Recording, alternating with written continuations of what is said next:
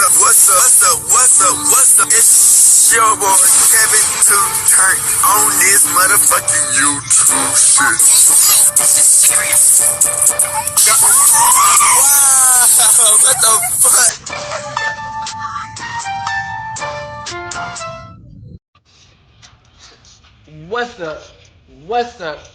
What's up? It's your boy Kevin to turn on this YouTube shit. Hey man, say man, we are lit, eh? Lit on big cheese, man. Turn. Today? To motherfucking day? Straight here outside the biggest crib, man. Hey man, so we out here in the hood and outside, man. Straight cribbing, man. Trying to have a litty day, man. Make sure you like and support your boy up. We'll keep on posting on this bitch, man. Fuck with your boy on this YouTube-ish, man. All time, all around. We putting in that work, man. Make sure I like and subscribe to the bitch up and let's get into it. Alright, boom. So today, it's motherfucking day. Man, we finna talk about YNW Melly. Now, YNW Melly, man, he been in jail for like almost a year or two, man. He been fighting this case, this murder trial. Now, he got two murders trial. He got two murder people on his case. You did, and YNW Sakcasher and YNW Portland. A lot of these motherfuckers had died in the car, bruh. Now, like I said, man, a lot of people said that, I think he didn't do it, you know what I'm saying? A lot of people didn't think he did it, that actually was a drive-by, that somebody actually did, was trying to blame at him, and you know how that goes, you do what you do, and people try to shoot you, and what you gonna do? You're not taking off the call 12 because they think that you done done it, which they already did think that he did it. So they took YNW Melly to jail, and he's been locked up in that bitch for a minute.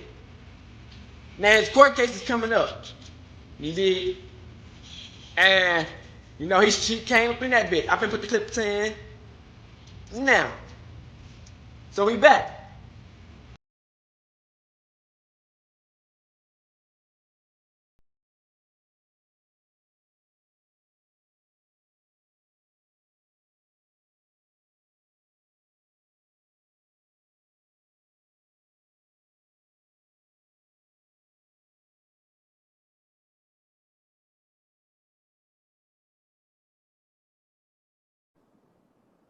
I'm not laughing. I'm not.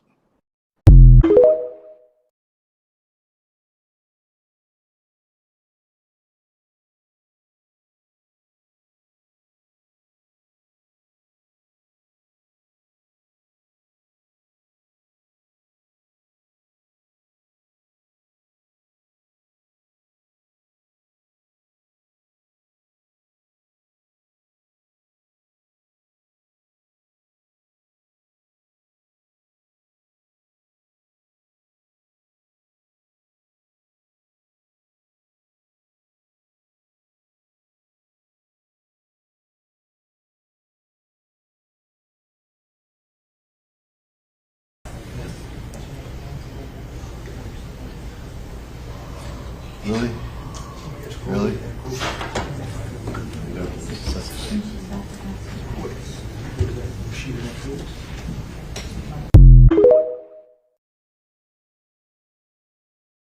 You know what I'm saying? That was YNW Melly, man. They been talking about this for a minute, man. About how YNW Melly coming into court, man. How you know what I'm saying? He finna fight this murder trial, man, and see what's finna happen, man. Which from the few pictures, man, YNW Melly look happy. You know what I'm saying? They said this is a beatable case, man. That he can't be beat. Like he can't lose this case because, you know what I'm saying? He first off, they can't find a gun. They can't find a gun. You know what I'm saying? Second off, he don't have no gunpowder in his hands. You know what I'm saying? So a lot of this was just like YNW Melly, man. They just blaming on him, and they had nothing against him to say that he did it. You know what I'm saying? The police is just basically just blaming motherfuckers who did it.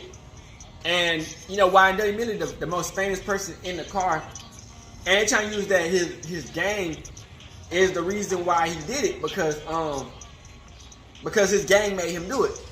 You know what I'm saying? Now, any sane person, like I said, man, would think like motherfuckers do have heat. Motherfuckers do have ops. You know what I'm saying? Who knows what could have happened, you know what I'm saying, during that time. But they got him in the court trial right now, man. He been locked up for like 2 years now, man. He in court. And I don't think that they gonna last that long. Find this case, you know what I'm saying? This was like the first day, yesterday, type-ish of what was going to happen. You know what I'm saying? You know, his lawyers, and they finna talk about what's happening. So now we finna put in the clips of the female who's trying to fight for the people who passed away, like YNW Sakcasher and them. Alright, boom. Now we back. You will see this data showing the defendant had the phone and was using it. So, ladies and gentlemen, one of the things that I have to prove is the defendant committed a crime. And to do that, the state intends to show the evidence that the phone was there at the murder scene, and there were no other phones there. There is no one else out there at 4 in the morning. So to do that, the state has to convince each and every one of you that this was the phone of the defendant. You'll see in the messages and the contents of those messages him identifying himself. This is Melly, giving out that phone number to multiple people as being his phone number, 772-713-9807. And to further prove that, the state is going to show you the Instagram, the Facebook, the Snapchat. Because contrary to popular belief, Snapchat doesn't disappear. And detectives were able to write a search warrant and get contents of Snapchat. And there are things that are there, and there are things that are not. And so, ladies and gentlemen, specifically, the Instagram, the defendant, during the course of the months of October of 2018 through December of 2018, gives out his phone number 15 times. Says, this is me, and all during the same time frame of October 26th of 2018, he's giving out that phone number. So one of the other elements that you heard about initially was that this was committed by a criminal gang member in furtherance of a criminal gang. So what you will learn from the evidence, from the Instagram, from the private messages, was that Jamel Demons is a member of the G Shine Blood set. This is not a stage personality. This is not an actor that's playing a character. This was his real life. Ladies and gentlemen, you will see that as soon as October 24th, 2 days before the homicide, Jamel Demons is learning the oath of loyalty to the G Shine Blood set.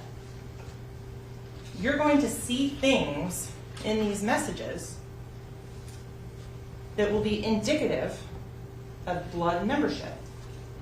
For example, anytime a word would normally be spelled with a C, as in Charlie, they don't use that.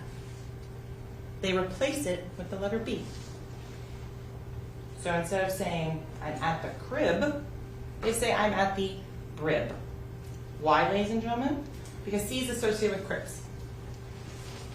B is for bloods. So if you look through all the messages, you will notice time and time again, Jamel Demons is dropping C's and using B's. And you're going to see pictures, you're going to see videos of the defendant doing something called stacking. which is a way to show a gang affiliation and to broadcast it to the world. And this is not just in music videos. This is not just in lyrics, because we're not going to get into that. That's artistic expression. That's not why we are here today. We are here because the defendant murdered 2 individuals.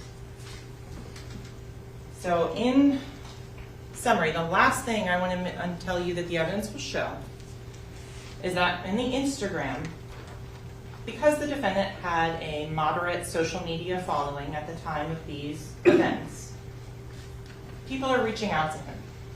Some fans, some friends, some associates. You'll see on October 26th, after about 8 a.m. in the morning, Eastern time, multiple messages are coming in.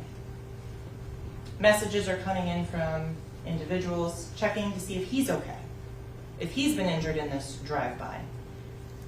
If it's true that Anthony Williams, who's also sometimes referred to as Sac, and Chris Thomas, who is referred to as Juvy, are really dead.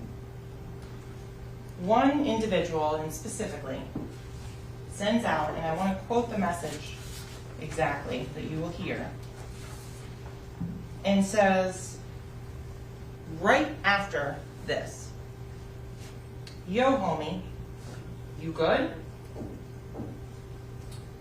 Let me know something." And so, ladies and gentlemen, this is where context matters. What does that mean? If you work at Google and you say, "My whole floor is coding," that's a good thing. If you work at Rder General Hospital and you say, "My whole floor is coding," that is a bad thing. The context around the messages matters. So in the context of this message, this individual is reaching out, asking if Mr. Demmons is good, after he's been tagged in multiple social media posts about this drive-through, this shooting. And Mr. Demmons responds very succinctly, "I did that." Shh. Ladies and gentlemen, at the conclusion of the evidence, the state is confident that you will find the defendant guilty as charged of the first-degree murder of Christopher Thomas and Anthony Williams. Thank you. Counsel, thank you.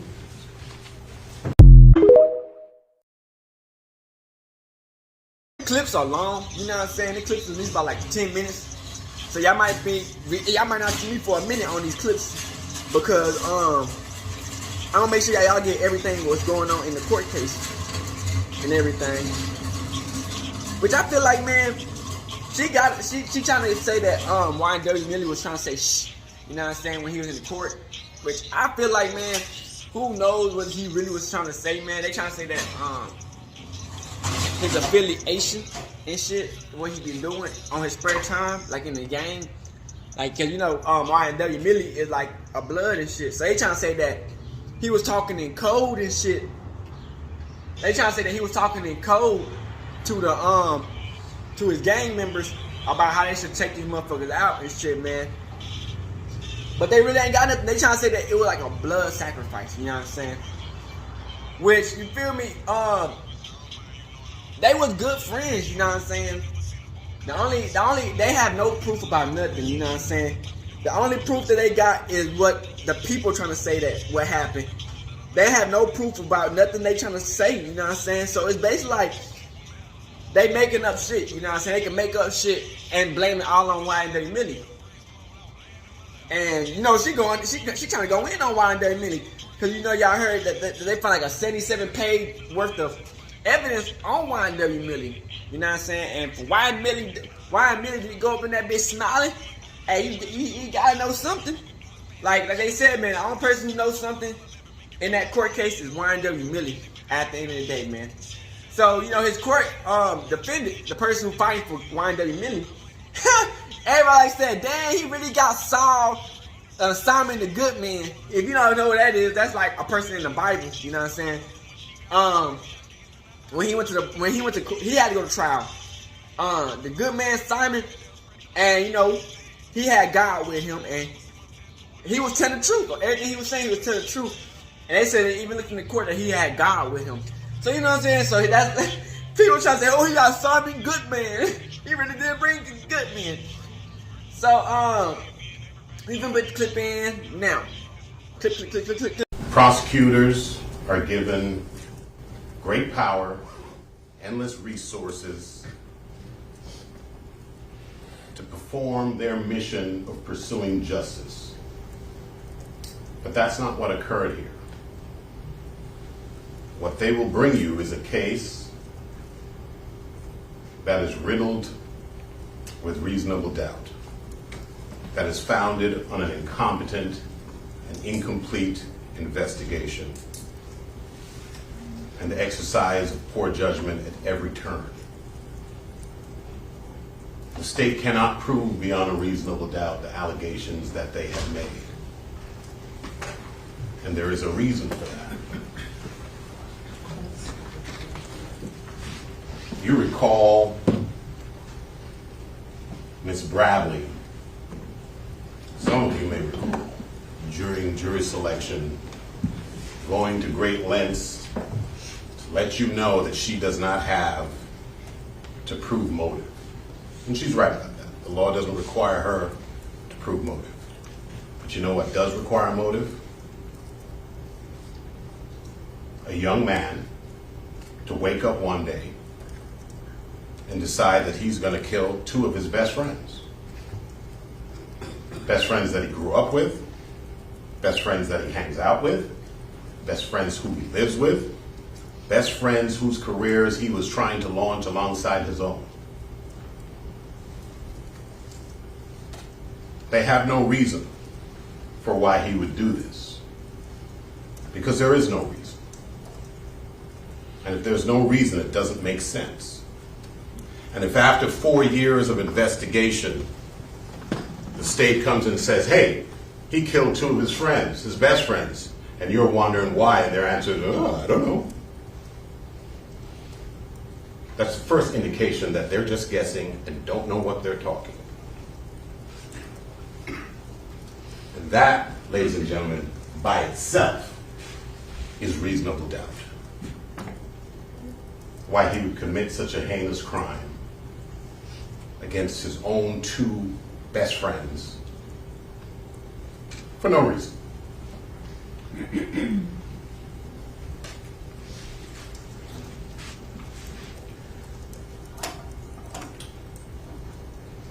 What happened here is that the lead detective, Detective Melly, saw a video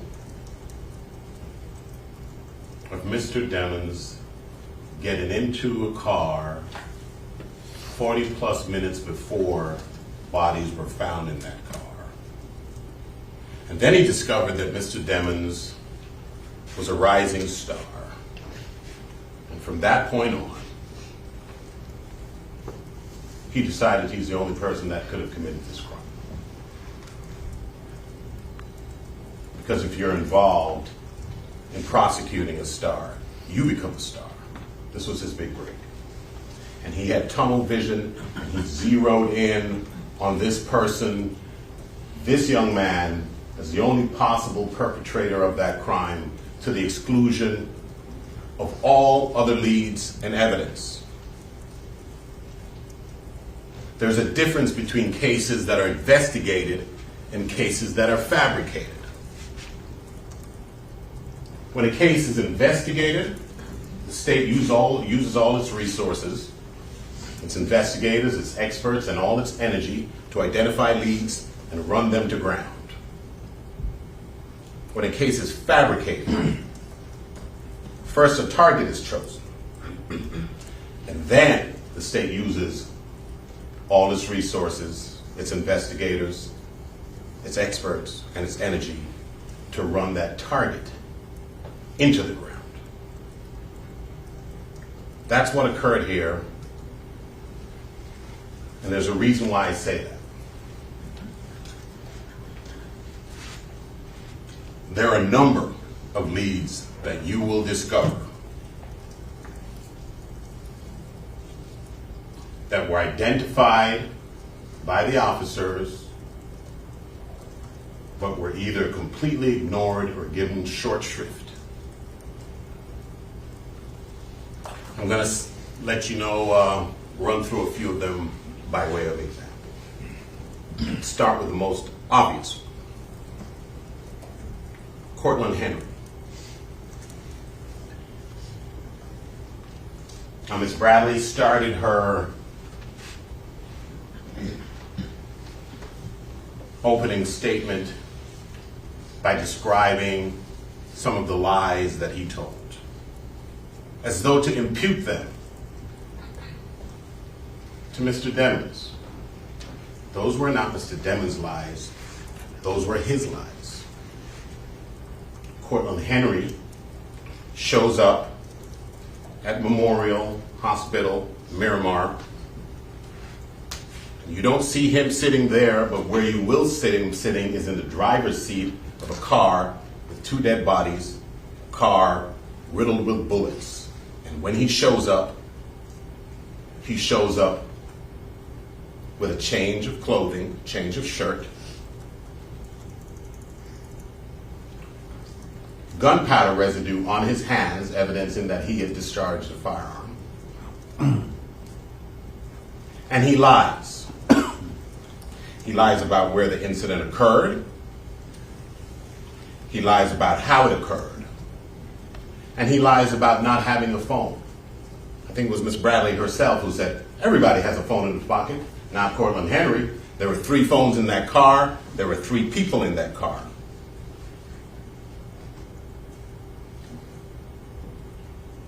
So they take him at his word, despite suspicious circumstances, and they let him go on his way. They soon discover that he's lying about the location of this incident, and they went back to him, and they labeled him a victim. And they said, we know you're scared. Tell us what happened. He lies to them again. They let him go. And they know where he went. They know the location that he went. They know the house that he went to right after. And any investigator worth his salt would have thought to maybe execute a search warrant on that location to see if you find any bloody clothes, any DNA, any blood, a weapon maybe. You guys are probably familiar with the series First 48. That's founded on the proposition that if you botch an investigation within the first 48 hours, you've pretty much botched it for good. It's 48 months plus later. They still haven't served a search warrant on that location. Why? Moretti already had his man. What's the point of an investigation? To find out what happened. He's using all his resources to try and prove what he has already concluded did happen. So, after Cortland Henry, lead number 2, a gentleman named Montrell Roll, and his sister, Nia Hewitt. Who were they? Well, another police department came into possession of jail calls between those two that occurred within 3 days after the murders, and discussed what they describe as intimate details of the murders. Intimate details means details that are not in the public domain. So 3 days after, these two people are discussing the details of a murder.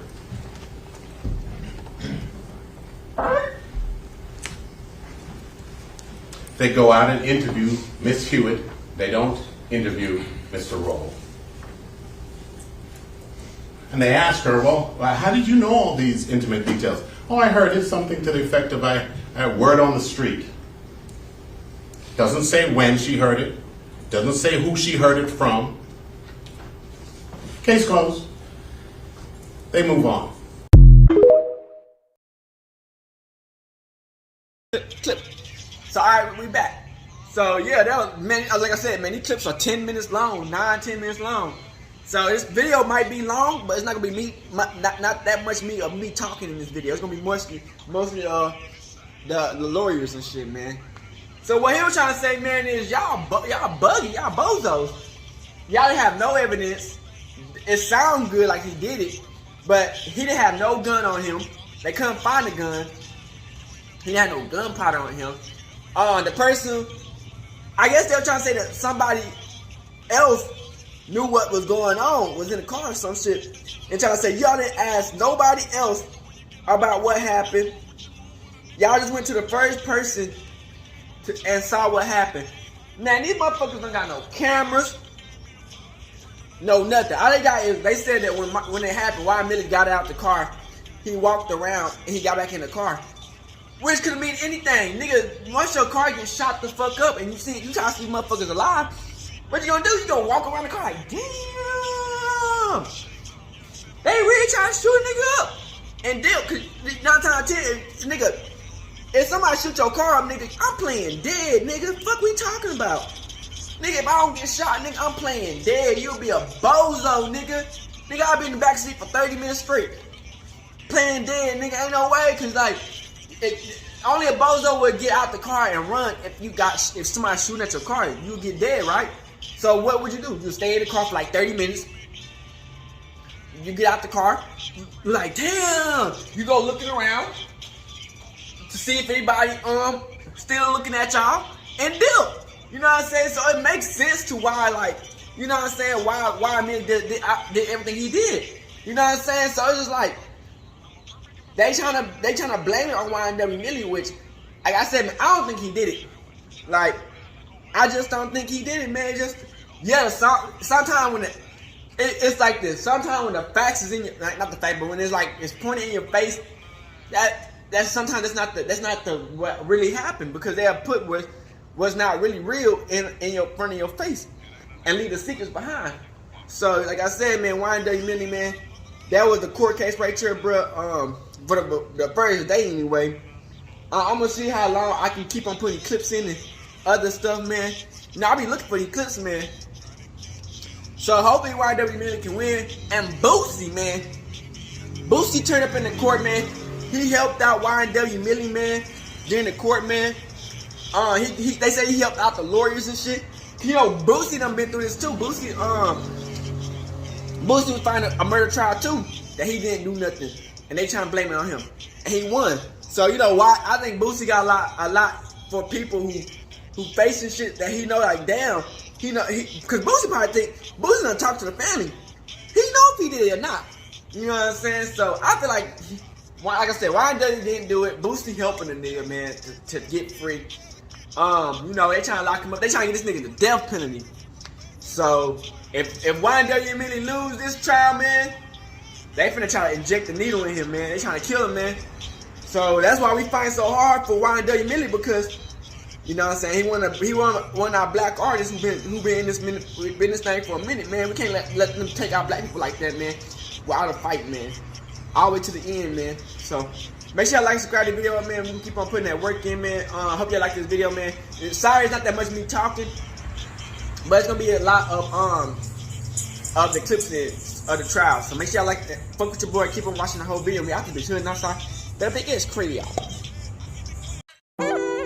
Hey, Dad, you know, dog, when we link up, dog, this shit be legendary.